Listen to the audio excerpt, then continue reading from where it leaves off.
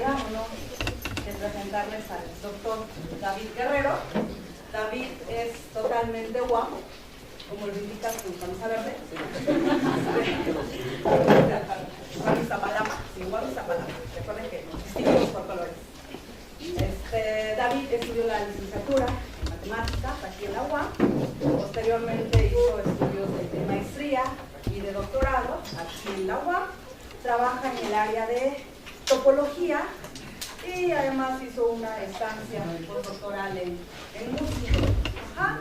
Y sus líneas de investigación, pues no las Diego sabe. Tenemos una línea de investigación actualmente viva en la topología con alumnos de institutos de la licenciatura y con profesores como el profesor en espacios de funciones continuas y juegos aplicados en general. Interesante. Supongo que por eso hoy nos va a hablar de jugar o no jugar.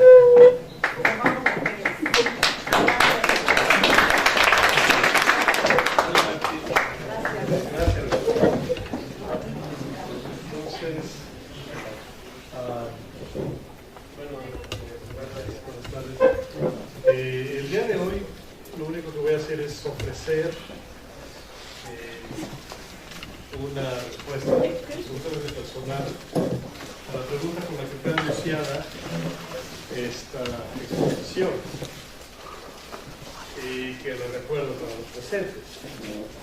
¿Cuál es la relación entre la mecánica clásica, la física general, la probabilidad, la teoría de la probabilidad, por supuesto la teoría de la medida, la topología general, la teoría de juegos, el teatro isabelino y el teatro del absurdo?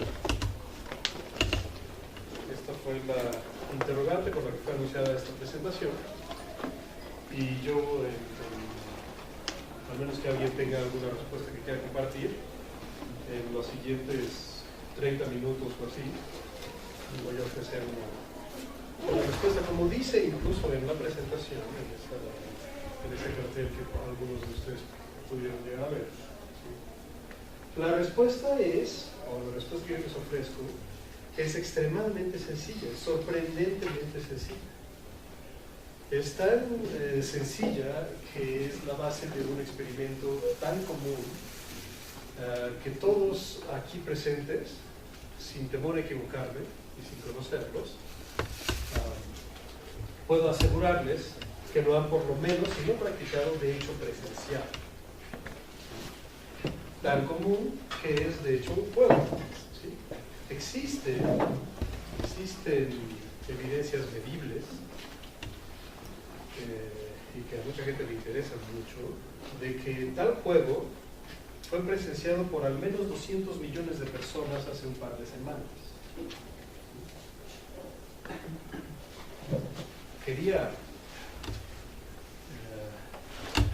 iniciar esta presentación con un fragmento de la versión para 35 milímetros de la obra de teatro del autor checo nacionalizado británico, Faustova, la obra de teatro más famosa que ha escrito hasta ahora, por la que se reconoce más, se llama Rosencrantz y Guildenstern están muertos. Es una visión de la obra clásica de William Shakespeare, Hamlet, pero desde la perspectiva o desde el punto de vista de los personajes occidentales, Rosencrantz y Guildenstern.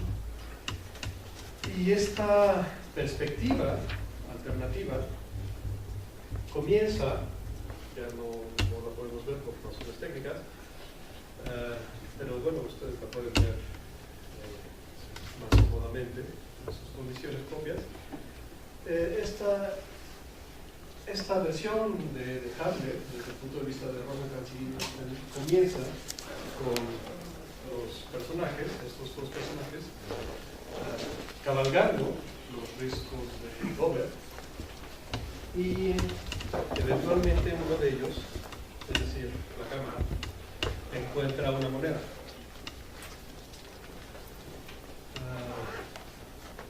Después de lanzarla una cantidad de veces, y percatarse de que cada vez que es lanzada por él o por el otro personaje, siempre cae del mismo lado, lo que en inglés se llama heads, la cara de la reina,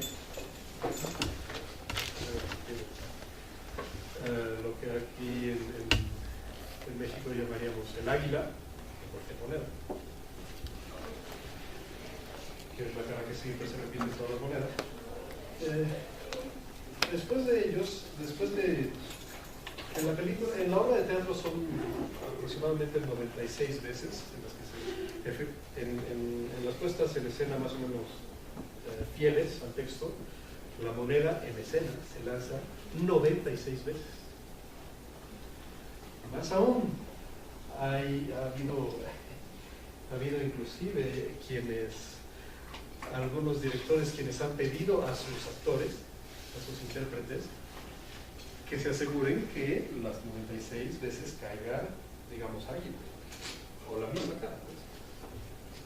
Obviamente esto, bueno, posiblemente esto casi nunca se haya logrado, pero de que se ha intentado, eso me consta. Sí. No les voy a decir que uno de esos directores era yo.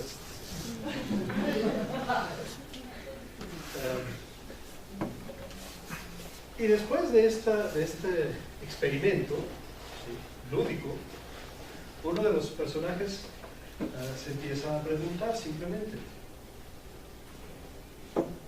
¿es puro azar que una moneda común haya sido lanzada, digamos, 100 veces, que las 100 veces haya resultado el águila, el experimento? ¿O eso implica otras cosas? Para ellos, de hecho, sí implica otras cosas. No sé, ¿hay algún físico aquí? No muchos, sí. ¿Quiere decir algo que una moneda lanzada 100 veces pega siempre el águila? A lo mejor, desde el punto de vista de los físicos, de la física, lo que me pueden decir es lo que muchos me han dicho, de hecho. Lo que quiere decir es que la moneda está cargada. Pero ni cómo saberlo, ni si no. En principio, la probabilidad de obtener águila o sol en un volado, ¿sí?, es siempre la misma. ¿Sí? Es siempre el medio, ¿no? Bueno, entonces, ¿qué quiere decir? ¿Sí? Ustedes jugarían un volado con una moneda que saben que las 100 veces anteriores han caído la misma. Algunos sí, algunos no. Bueno, si les digo que las 1000 veces anteriores con las que ha sido lanzada esa misma moneda ha caído siempre águila, ya lo piensan. ¿Y 1.000.000 de veces? ¿Y cuál es la diferencia entre la primera vez, el primer volado, y el volado número 1.000.001?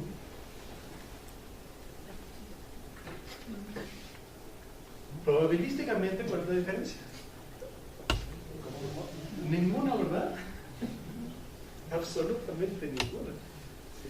Entonces, estar lanzando una moneda y que te salga siempre águila, y seguirla lanzando hasta que te salga un sol, ¿sí?, pues después de 1.000.000 de volados, ¿sí?, uno debe sentirse como esperando a Godot. Llegará. O uno debe sentirse como caminando a Tar. Para quienes no estén familiarizados con Godot y Tar, es un placer que les espera. La literatura de Samuel Beckett y del autor de Fando y Lis son un placer que les espera. Y para los que lo conocen, entonces son un placer que pueden revivir en este momento. Pero entonces, bueno, finalmente, lo que tenemos es que si el tiempo es infinito, ¿sí?, y repetimos el mismo experimento con la misma probabilidad, ¿sí?, y la probabilidad es distinta de 0, pues al menos que otra cosa suceda, al menos que ustedes no estén de acuerdo conmigo, lo que dice es que eventualmente el evento sucede. Si el tiempo es infinito y la probabilidad es distinta de 0, el evento tiene que suceder. ¿Sí? El problema es cuándo sucede. ¿Sí? Y medir cuándo sucede una aparición, una aparición sí, de un evento, en este caso un águila o sol, ¿sí? Eso nos permite jugar. ¿Sí? Porque sí, con una moneda no se van a pasar una infinidad de volados. Pero ¿qué tal si nos olvidamos de la moneda y nos quedamos nada más con los volados? Y nada más con las infinidades. En otras palabras, supongan que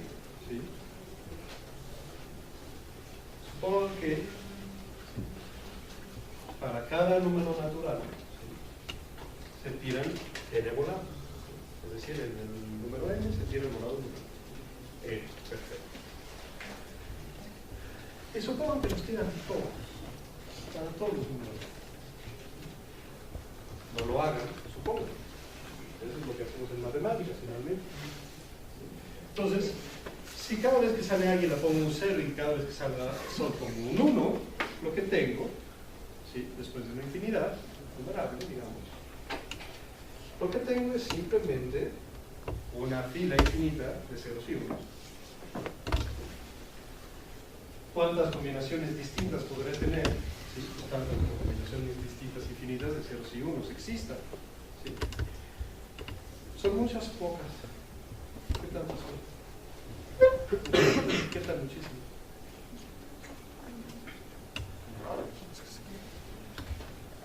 ¿Eso que tengo es grande o es pequeño? ¿Se puede abarcar o no? ¿Se puede cumplir? ¿Sí? Porque todo comienza de dos opciones, águila o sol, 0 y 1. ¿Sí? Si lo hago un poquito grande, como una cantidad infinita, pues tampoco tengo algo tan grande, tengo algo tan grande como los propios naturales. ¿Sí? Ahora, si tomo todas las combinaciones posibles, ahí sí parece que ya creció la cosa, pero vamos a ver realmente qué tanto crece eso. Vamos a ver, si ahora ya no voy a poder elegir águila o sol, ¿sí?, porque eso que significa en una infinidad de águilas y soles. Pero ¿qué tal si elijo, ¿sí?, qué tal si en vez de decir águila o sol, digo águila o sol en el tercer lugar? Y fíjense, aquí empecé a dibujar, obviamente no terminé. Me faltaba nada más una infinidad de días. Todas esas posibles combinaciones, ¿sí?, todas empezarán de 0 o en 1, ¿sí?, y todas irán creciendo. Bueno, no sé si hay luz ahí. ¿Tiene luz? Sí. ¿Está?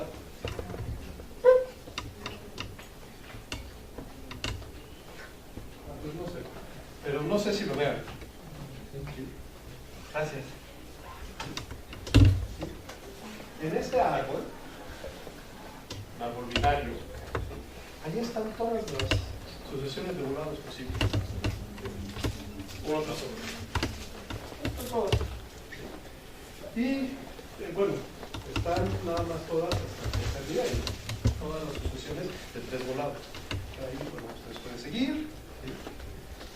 Y ya verán qué tan grande es ese árbol realmente. Ahora, si les digo,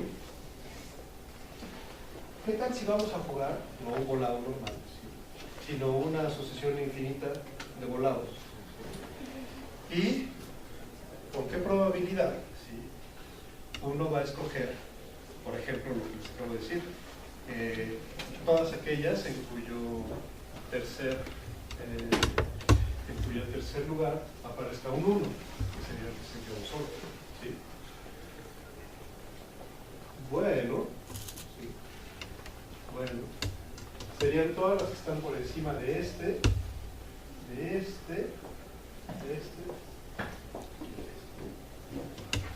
todas las que están por encima y todas las que están inmediatamente, bueno, sí, a partir de cada uno. Sí. ¿Eso qué tan grande es? ¿Eso será un conjunto grande? ¿Abarcará casi todas? ¿Sí?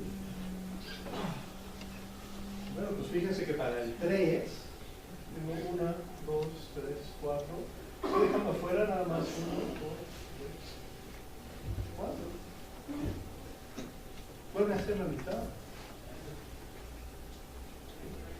Para un conjunto tan grande, ¿sí?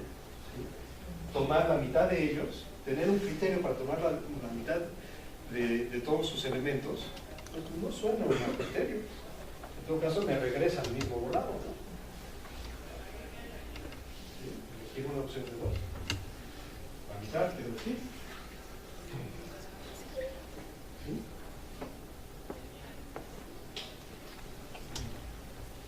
Bueno, aquí les acabo de hecho de contar todas las ramas del árbol, los inicios de las ramas del árbol, que están fuera del conjunto que les dije. Para los que están leyendo, les estoy diciendo que aquí esta n vale 3, ¿sí? Y que la xn vale 1. Bueno, y aquí ya les mostré con la mano que este conjunto, ¿sí? Que son todos los que están por encima de las ramas que les dije, ¿sí? Este conjunto no cubre todo el árbol, pero de hecho, ¿sí? Para cualquier n y para cualquier elección finita de volados, pueden encontrar una, ¿sí? Que es exactamente igual a la asociación inicial, ¿sí? Y que en algún momento difiere. ¿Y eso por qué? Porque no importa hasta qué paso, hasta qué longitud, ¿sí? De la colección coincidan esos dos sucesiones, ¿sí? La probabilidad siempre será un medio, entonces habrá alguno que difiere. Y de hecho lo podemos calcular literalmente. Si aquí en xn si en xn vale 0, entonces a m en el número m le va a valer 1 y viceversa. Esto es, bueno, sencillo, es sumar ceros con unos, pero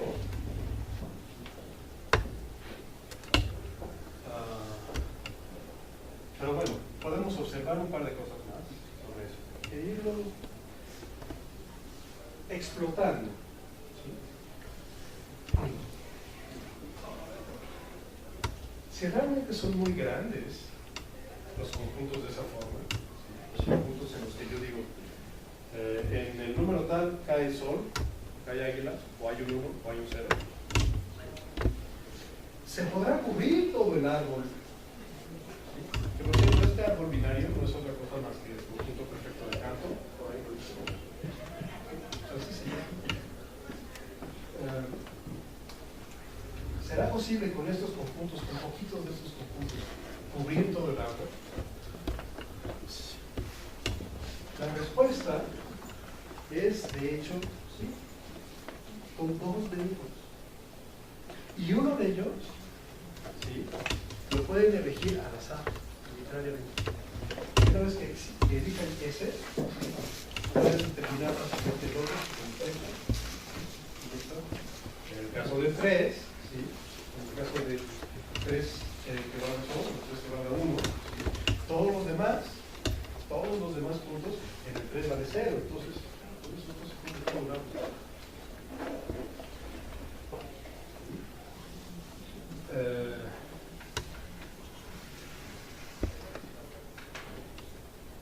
Más aún, no solo pueden ustedes fijar uno de esos conjuntos grandes y encontrar el otro, sino que de hecho pueden fijar 2 puntos cualesquiera en el árbol, es dos ramas aquí completitas. Eso verlos al final, donde quieras hacia el final. Pueden encontrar dos de esas ramas, ¿sí? Y cortarlas en un nivel el que quieran. El que quieran. ¿Sí? Y en ese nivel, no en el nivel que quieran, encontrar un nivel en el que esas ramas necesariamente se bifurcan. Las dos pueden empezar siendo exactamente iguales, pero en algún nivel, si son dos ramas distintas, se tendrán que bifurcar, ¿sí? Y entonces encontrar dos de esos conjuntos centrados en esas ramas, que cubren todo el canto, todo el árbol binario. ¿Eso qué? Estos conjuntos son muy grandes. ¿Sí? Eso es lo que he estado intentando que quede absolutamente claro. Son muy grandes. Entonces, bueno, si tomo uno al azar y ya lo que me queda es otro igual, ¿sí? Pues como que parecería imposible, ¿sí? Parecería imposible evitar cubrir todo el árbol, ¿sí? Con una familia, digamos, no solo finita, sino de hecho infinita, ¿sí? De conjuntos de esta manera, centrados en ramas del árbol.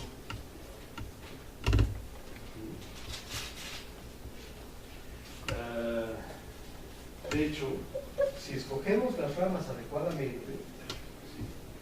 Pues tal vez alguien podría creer que es imposible dejar de cubrir el árbol. Si se escogen las ramas.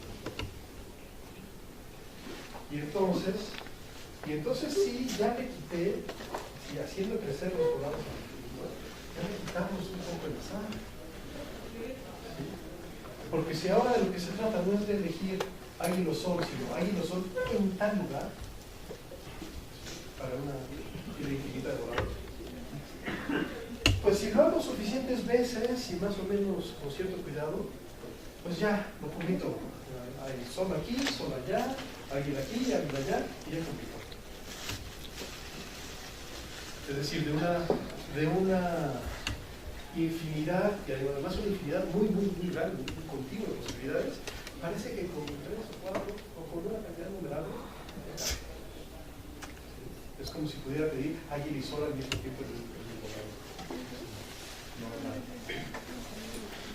Entonces, bueno, vamos a ver si es cierto.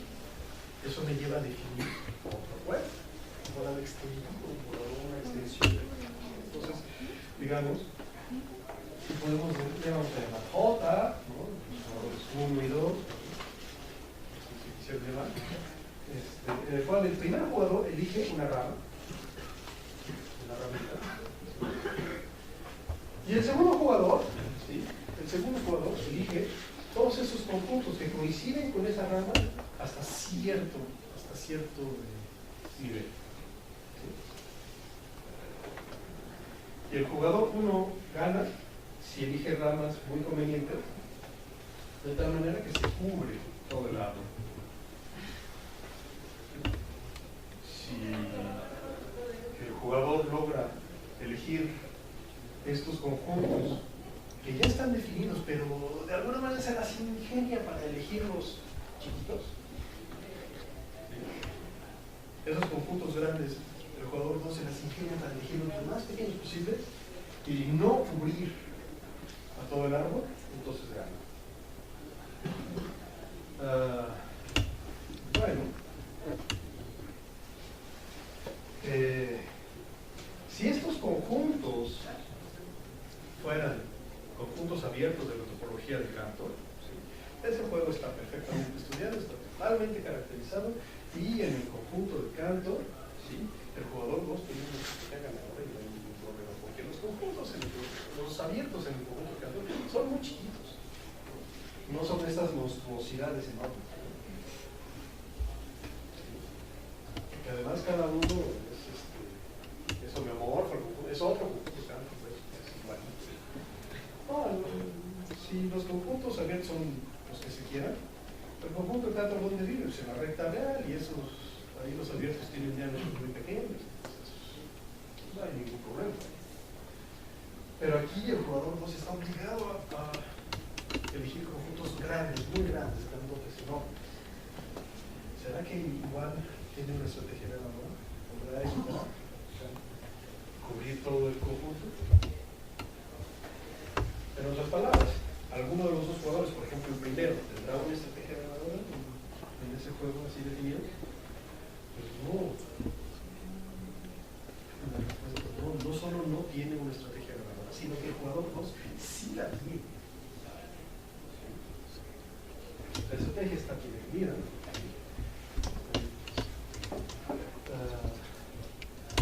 Definida, ¿sí?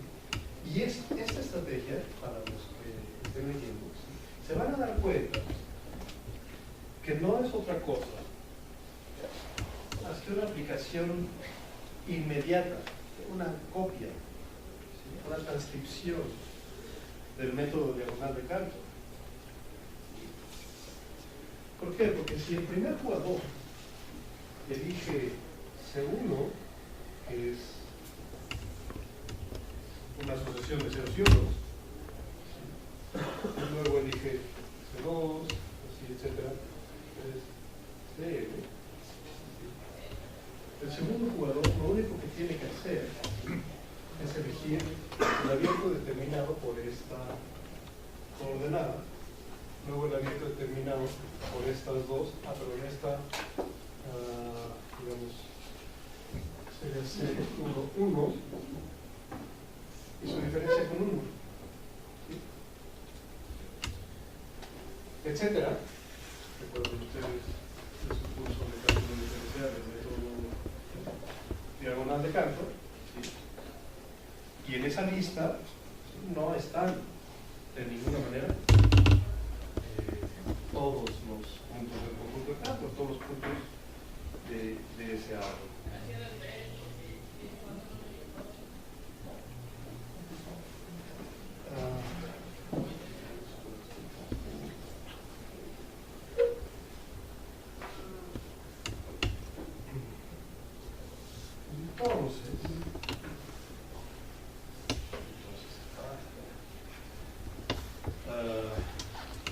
Para este conjunto, ¿sí? Para este conjunto, el conjunto perfecto de Cantor, ¿sí?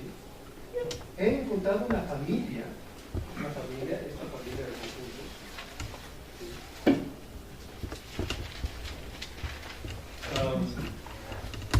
¿Qué es lo que en topología llamamos una subbase de la topología? Es decir, cualquier intervalito en el 0,1, ¿sí? Que interseca el conjunto de Cantor, ¿sí? Lo interseca en una intersección finita de estos conjuntos. Y estos conjuntos, ¿sí? Recuerden ustedes que son simplemente, ¿sí? Las colas, ¿sí? de las ramas de este árbol, ¿sí? O las raíces.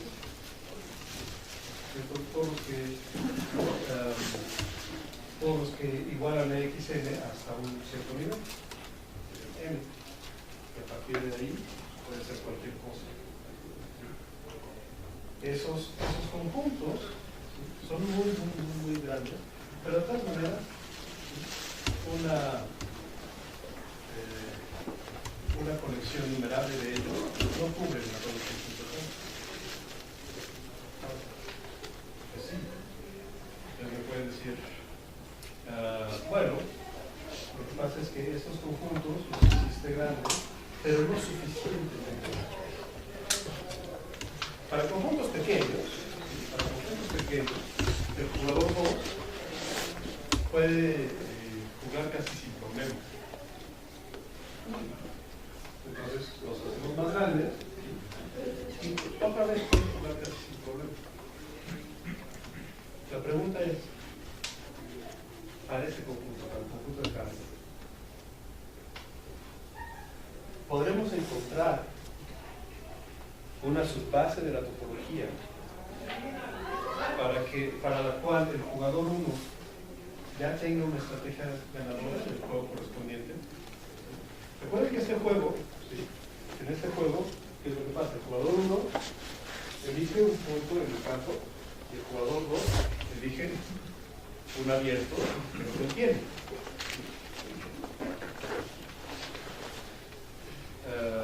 Y la restricción que ponemos es que esos abiertos estén en una familia dada anteriormente, y una familia que nosotros creíamos hace 10 minutos que eran cosas muy grandes.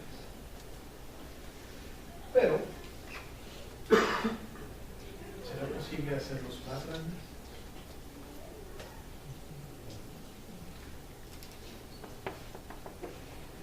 Pues la verdad es que es difícil decirlo en este momento. Eso es justo el tema que estamos trabajando en el área de topología. Para el conjunto, ya no para el conjunto de campos, sino de hecho para cualquier conjunto.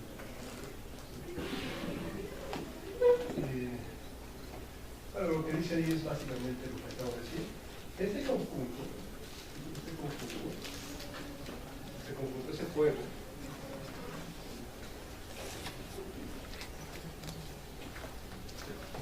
es un juego clásico. Es bueno, una variación del juego de Banach-Massur, ¿no? Un juego que inventaron los matemáticos cuando no tenían nada que hacer. Literalmente. Entonces, el primer jugador elige un punto X ahí, y el segundo jugador va a elegir un abierto. Entonces, bueno, si este conjunto es un compacto y es además el compacto perfecto del campo, ¿sí? Ese juego no tiene ningún chiste. El segundo jugador tiene una estrategia ganadora. Entonces, lo restringimos. Y ahora suponemos que el segundo jugador no elige cualquier abierto, sino elige abiertos especiales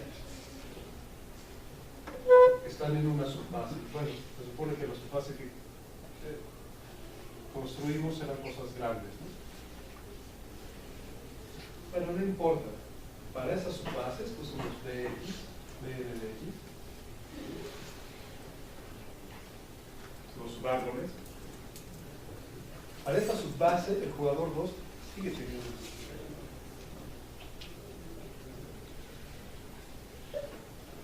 La pregunta es esta: ¿se podrán hacer más grandes estos juegos?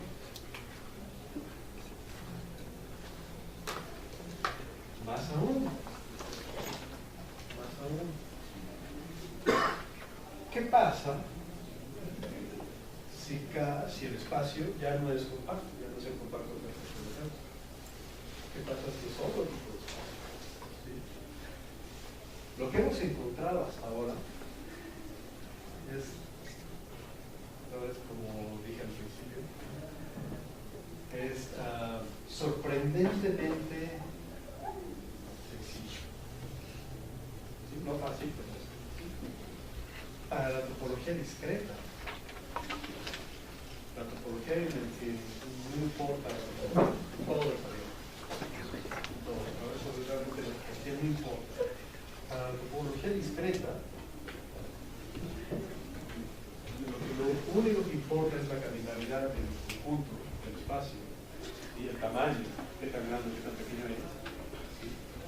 Para esa topología ya aparecen cosas muy interesantes. Es posible demostrar lo siguiente. En las matemáticas, en teoría de conjuntos,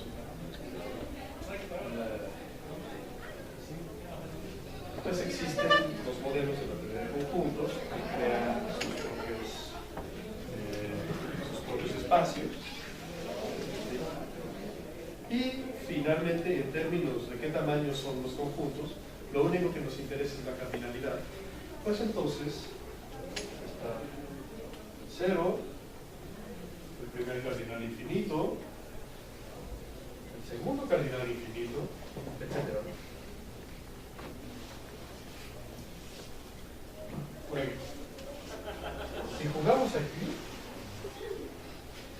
jugamos ahí, no es claro quién gana.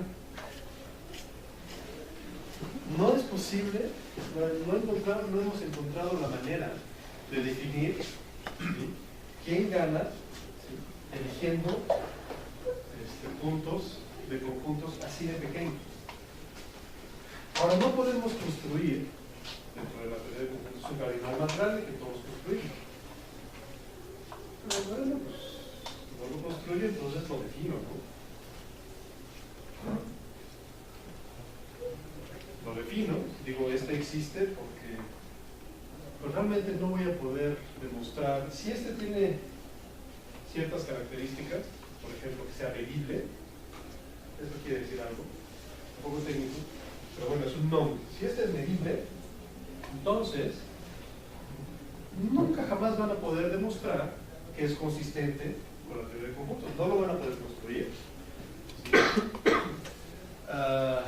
Y tampoco van a poder demostrar que su existencia implica una contradicción.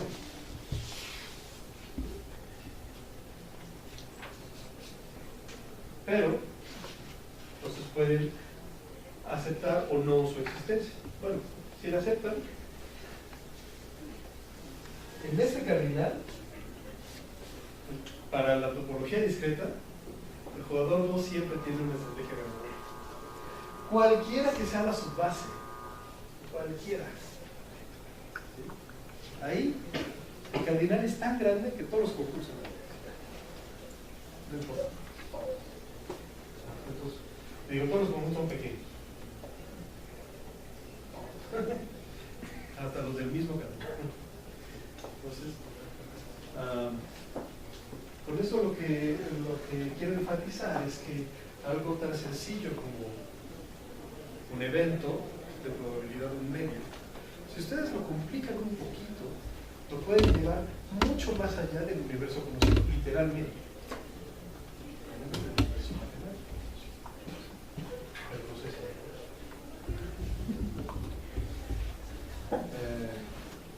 Sobre eso es sobre lo que estamos trabajando. Es lo que quería compartir con ustedes.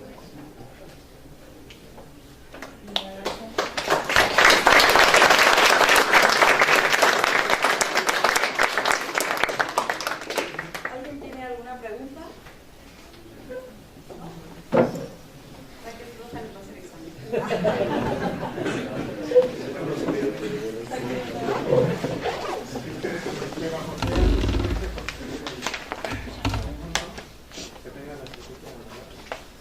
Para cualquier subbase, en ZFC, para cardinales menos que medible,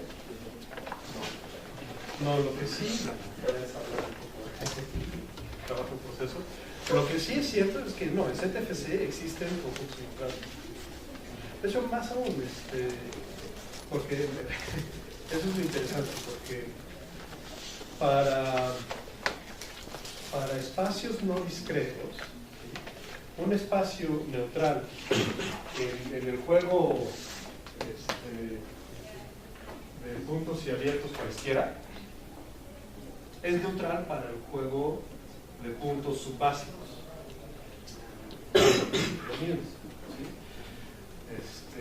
Entonces ahí pues ya no es muy interesante porque ya se conocen los espacios neutrales, ya se ha hecho. Pero donde cambia radicalmente la cosa es para espacios discretos. Entonces, y sí, hemos encontrado un espacio discreto, podemos construir un espacio discreto en el que el segundo jugador no quiere estar. Para una subbase. Es un espacio chiquito, un espacio de cardinal continuo. Pero ya para medirles, cualquier subbase. El problema es el problema, algo que sería así como muy bonito para nosotros, para todo el mundo, es que si tienes un espacio discreto para el cual cualquier subbase le da una estrategia al segundo jugador, entonces la cardinalidad se ha medido. sería una caracterización de algo que no existe, de algo que no está en CTC, pero lo caracterizas dentro de CTC.